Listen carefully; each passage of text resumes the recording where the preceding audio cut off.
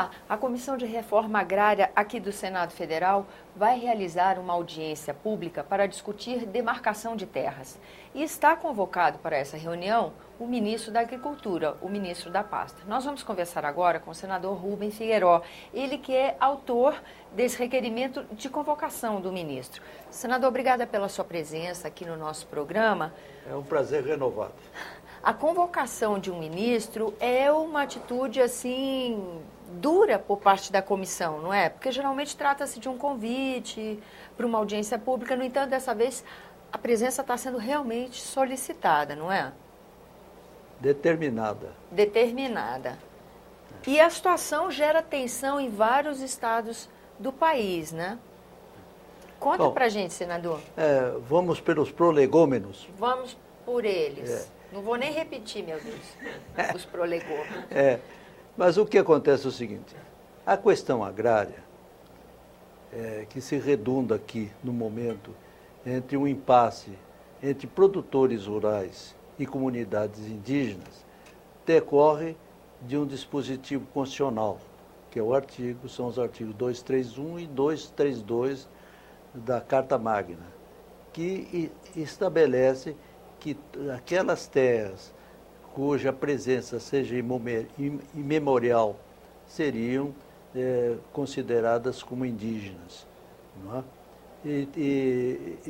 Então, a Constituição estabeleceu que, num prazo de 5 anos, o governo federal faria verificação da origem dessas terras e certificar se elas pertenciam realmente à comunidade indígena, que é o chamado marco temporal, segundo a expressão do próprio Superior Tribunal Federal. E acontece que o governo da República, por AFAS ou por NEFAS, não tomou essa providência, não é? No período estipulado de 5 anos. Isso gerou, no curso do tempo, uma questão turbulência entre as relações dos proprietários rurais e das comunidades indígenas.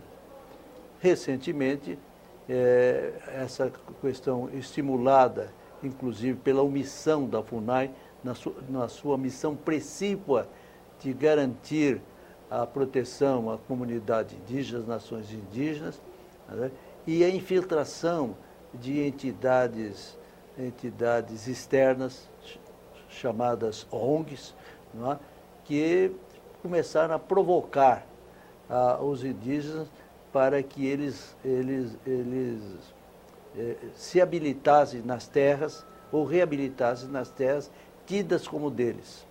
Isso gerou um conflito muito grande e que está se acentuando, não é, com o passar dos dias. Em Mato Grosso do Sul, a questão já houve, por exemplo, posso citar em Roraima, na reserva Serra do Sol, cuja decisão final ocorreu ontem pelo Supremo Tribunal Federal, que nós conhecemos todos os detalhes. Mas ela ocorreu no Maranhão, na Bahia, no Paraná, Mato Grosso, Roraima, Amazonas, enfim, praticamente em quase todos os estados brasileiros, há tensão entre índios e não índios. Em Mato Grosso do Sul, essa tensão ganhou contornos até de tragédia, e que ela não se consumou ainda, porque os proprietários rurais e o próprio governo do estado têm procurado encontrar um denominador comum que pudesse conciliar os interesses das partes. Há um empenho em intermediar essa relação para evitar extremo na tensão. E está contando com a compreensão dos proprietários rurais que, feridos nos seus interesses, alguns deles tendo suas terras invadidas, eles estão tolerando, porque o governo federal assegurou que haveria uma solução conciliatória que preservasse o interesse dos proprietários rurais e também das comunidades indígenas que tinham estabelecido conflitos em determinada região. Eu posso afirmar a você que, quando eu cheguei aqui no Senado, no mês de fevereiro, A minha presença nessa questão tem sido permanente, porque estou preocupadíssimo para evitar esse conflito que poderá ser sangrento entre as duas partes. Elas estão tensionadas, o governo federal tem prometido soluções e essas soluções não têm ocorrido. Agora, no mês de junho, houve uma reunião na cidade de Campo Grande, presidida pelo governador do estado, André Putinelli, com a presença de 2 ministros de Estado, o ministro Adams e o ministro Gilberto de Carvalho. Lá foi firmado um pacto entre produtores rurais e as comunidades indígenas, com o compromisso do governo federal que em 45 dias daria uma solução definitiva para a questão. Nossa, e esse prazo já se esgotou. Nessa reunião, houve a presença também de um representante do Conselho Nacional de Justiça, avalizando esse acordo, porque o Ministério Público tem uma presença importante nesse processo de regularização dessas áreas. O Conselho Nacional de Justiça preparou, num prazo estipulado, um documento perfeito que fez uma radiografia de toda a situação conflitosa no estado de Mato Grosso do Sul, que somavam naquela ocasião 41 glebas, né, que tinham sido invadidas por indígenas, desalojando de lá os verdadeiros proprietários. E esse documento serviria e serve de base para qualquer solução que se venha encontrar amanhã. No entanto, o prazo já está esgotado, não é? O prazo dos 45 dias já se esgotou. Foi esgotado o prazo de 45 dias. Passados os 45 dias, o ministro da Justiça foi a Campo Grande e ofereceu ao governador uma solução. Quer dizer, a União transferia para o Estado um certo lote de TDAs, né, que são um documento da dívida agrária, que são destinados para as desapropriações que têm sido feitas no curso dos anos. Acontece que esse título, entendeu, é extremamente desvalorizado. Então, eles iam passar, a intenção era passar para o governo do Estado esses títulos, o governo levaria ao mercado com um deságio imenso e ele teria que assumir o compromisso perante das áreas desapropriadas. Nesse momento em que a gente vê a discussão do Pacto Federativo, em que os governadores alertam o Congresso sistematicamente que está quase inviabilizada a administração de prefeituras e governos de Estado, né? Então é um ônus num momento também difícil, né, senador? Essa questão do Pacto Federativo é uma questão que precisa ser reanalisada. A concentração de recursos na mão da União é imensa. E as responsabilidades para o tratamento dos problemas que surgem nos estados foram transferidas principalmente para os municípios e depois para os estados. Entendeu? A parte do Leão tem ficado apenas com a União. E nesse contexto, o Estado, apenas com as TDAs, assumir esse ônus é quase que impossível, né? Não é quase não. É absolutamente impossível. Tanto assim que o governador do Estado, muito gentilmente, muito cortesmente, devolveu o abacaxi para o governo saboreá-lo.